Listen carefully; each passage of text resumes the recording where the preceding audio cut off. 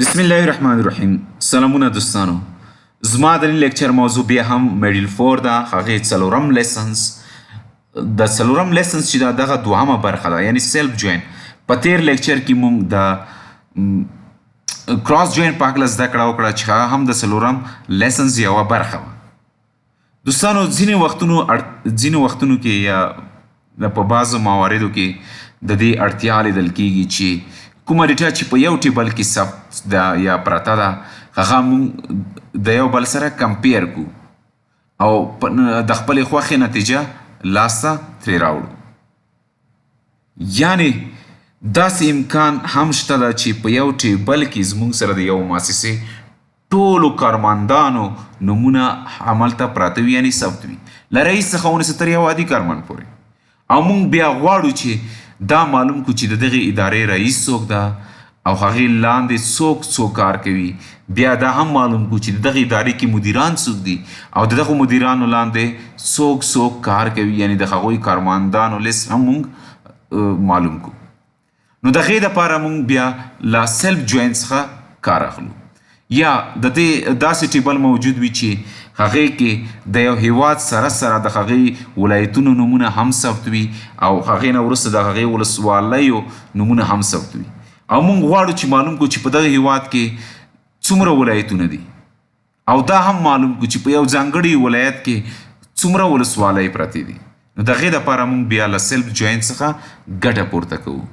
سیلف جوین چې ده دغه چې ده یو ټیبل چې ده دوه ځلې په یو کویري کې لیکي، یعنی په یو کویري کې موږ د سیلف جوین په مرسته یو ټیبل چې ده دوه ځلې لیکو. دا له نوم څخه هم ستاسو ته دغه شی باید واضح وي چې سیلف جوین یو ځانګړی ټیبل چې ده هغه بیا هم له ځانه سره جوین کوي تر څو زموږ ته د خپلې خوښې نتیجه یا ریزلټ راکړي.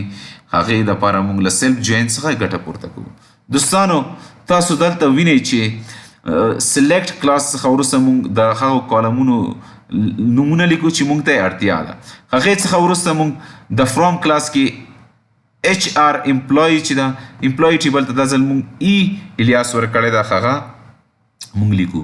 او همدغه ټیبل چې ده یعنی امپلویز ټیبل چې ده هغه موږ جوین کوو بیا هم د امپلویز ټیبل سره او دا ځلې موږ ورته الیاس تغییر ورکوو، یعنی ام ورکوو. یعنی لومړی ځل چې دغه امپلویز ټیبل و هغه ته موږ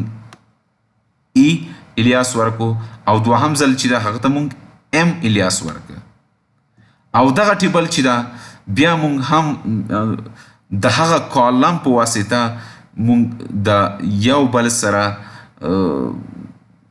چې دا کمپیر کوو، یعنی ډیټا چې دا موږ یو بل سره کمپیر کوو چې هغوی د یو بل سره د کمپیر کېدو وړ وي. یعنی دلته زموږ د لومړی ټیبل څخه MGR ID رااخلو او دوهم ټیبل څخه EMP ID رااخلو. یعنی سیلف جوین اکثر دوستانو په هغو ځایونو کې چې په یو ټیبل کې د یو نوم ID سره د هغه پیرنټ ID هم موجوده وي موږ له سیلف جوین څخه ګټه پورته کوو. د سیلف جوین عملا کارېدو دپاره موږ ځو SQL سرور ته. دوستانو تاسو دلته ګورئ چې زما سره دلته چې دا سلیکټ څخه وروسته کالمونو لیست ده چې زموږ ته اړتیا ده. هغې څخه وروسته فرام کلاس څخه امپلویز ټیبل څخه موږ دغه چې ده یعنی EMP ID، لاست نیم، ټایټل او MGR ID دغه چې دا موږ له امپلویز ټیبل یعنی لومړي ټیبل څخه راخلو. او دا امپلویز ټیبل بیا هم د امپلویز سره ټیبل سره جوین کوو او هغې څخه موږ لاست نیم یعنی لاست نیم راخلو. او هغه په کوم کالمونو باندې بیس باندې موږ فلټر کوو MGR چې د لومړی ټیبل څخه راخلو یعنی ټیبل څخه او EMP ID چې د دوهم ټیبل څخه راخلو دغه مونږ کوو. که چېرې دغه زه اکزیکیوټ کوم ستاسو به ووینئ دوستانو چې زما سره دلته چې کوم امپلوی ID 2 ده هغه نوم فانک ده. دغه څه شی د وایس پریزیډنټ ده په دغه مؤسسې کې د کوم بخش سیل د هغه منیجر ID چې ده څه شی ده 1 ده او منیجر نوم یې څه شی ده ډیویس ده. یعنی فانک چې ده دا د ډیویس کارمند ده. او دلته زه ګورم چې لیو دا د سیل منیجر ده دا د چا کارمند ده؟ د فنک. فنک چې ده دا د لیو مدیر ده یعنی منیجر ده. که ستاسو ګورئ چې فنک چې ده دغه د بک منیجر هم ده. او دلته ستاسو کتلی شئ دوستانو چې بک چې ده دا د چا منیجر ده؟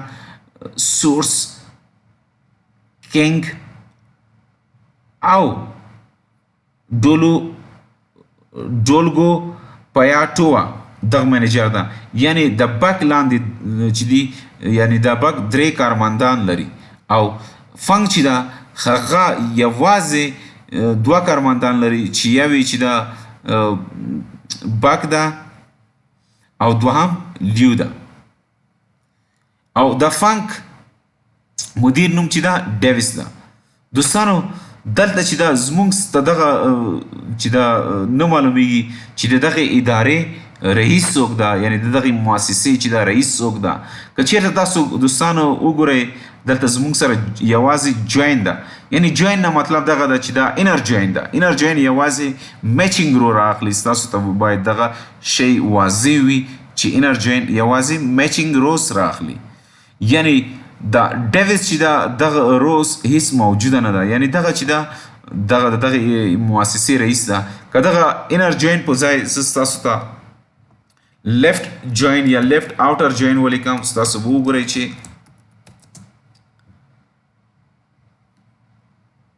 ډیویس چې دا سی ای او ده او دغه منیجر آی ډي چې دا نشته ده یعنی هیڅ منیجر نه لري ده. یعنی دا ډیویس چې دا دغه ادارې رئیس ده یا دغه مؤسسې رئیس ده. او فنک چې دا دغه وایس پریزیډنټ ده او لیو چې ده دغه سیلز منیجر ده. بک چې ده دا هم سیل منیجر ده. ستاسو ګورئ چې دغه دوه چې دي منیجران دي او دا یو یې سی ای او ده او بل یې وایس پریزیډنټ ده. دوستانو دغه زموږ د نن ورځې لیکچر موضوع تر بل لیکچر پورې مو پلوي چیختن سپارم. الله مو مل شه.